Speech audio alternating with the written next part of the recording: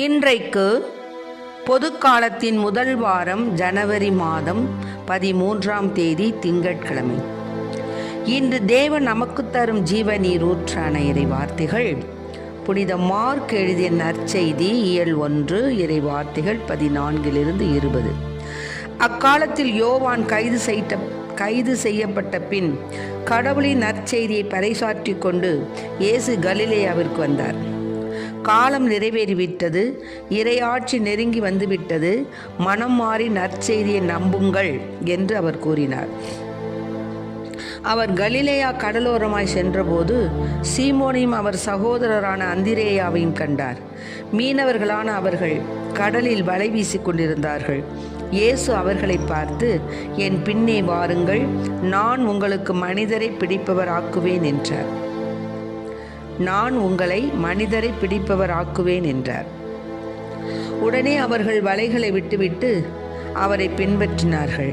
பின்னர் சற்று அப்பால் சென்றபோது செபதேயுவின் மகன் யாக்கோபையும் அவர் சகோதரரான யோவானையும் இயேசு கண்டார்.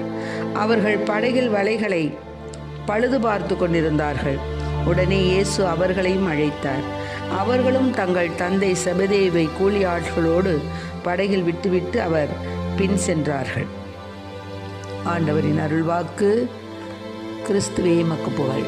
ஒரு தாய் தேற்றுவது போல் என் நேசர் தேற்றுவார். ஒரு தாய் தேற்றுவது போல் என் நேசர் தேற்றுவார். ஹல்லேலூயா, ஹல்லேலூயா, ஹல்லேலூயா, ஹல்லேலூயா. மார்போடு அணைப்பாரே, மனக்கவலை தீர்ப்பாரே. மார்போடு அணைப்பாரே, மனக்கவலை தீர்ப்பாரே. ஒரு தாய் தேற்றுவது போ என் நேசர் தேற்றுவார். எனக்காக மரித்தாரே, என் பாவம் சுமந்தாரே. கரம் பிடித்து நடத்துவார், கண்மலை மேல் நிறுத்துவார்.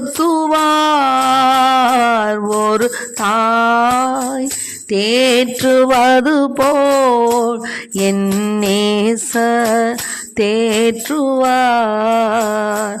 ஒரு தாய் தேற்றுவது போல் என் நேசர் தேற்றுவார்.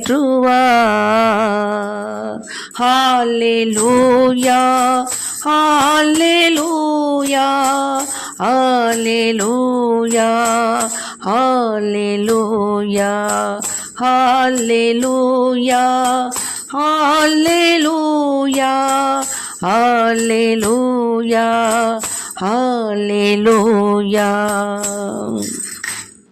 இன்று தேவன் நமக்கு தரும் ஜீவநீர் ஊற்றான இறை வார்த்தைகளுடைய அர்த்தம் என்னன்னு கேட்டிங்கன்னா, மனிதன் செய்யக்கூடிய செயல்களில் மிகவும் உன்னதமானது எதுன்னு நினைக்கிறீங்க?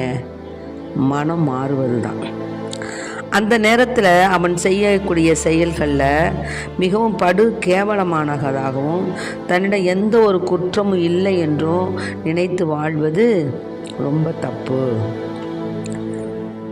அப்போ நற்செய்தி வாசகத்தில் இயேசு மக்கள் மனமாறி வாழ வேண்டும் என்ற அழைப்பினை தருகிறார். அதனால இன்று தேவன் நமக்கு தரும் ஜீவநீர் ஊற்றான இறை வார்த்தைகள் மக்கள் மனம் மாறுவதற்கான மிக முக்கியமான காரணம் இறையாட்சி நெருங்கி வந்து விட்டது என்பதுதான். இதை மனதில் வச்சுக்கிட்டு ஒவ்வொருவரும் தங்களுடைய தீச்செயல்களிலிருந்து மனம் மாறணும். மனம் மாறுகின்ற ஒருவர் நற்செய்தியை நம்பி அதன்படி வாழணும். அப்போ தான் மனமாற்றம் முழுமை பெறும். ஆமென். இயேசுவுக்கு புகழ், இயேசுவுக்கு நன்றி, இயேசுவின் ரத்தம் எங்கள் ஜெயம். மரியே வாழ்க.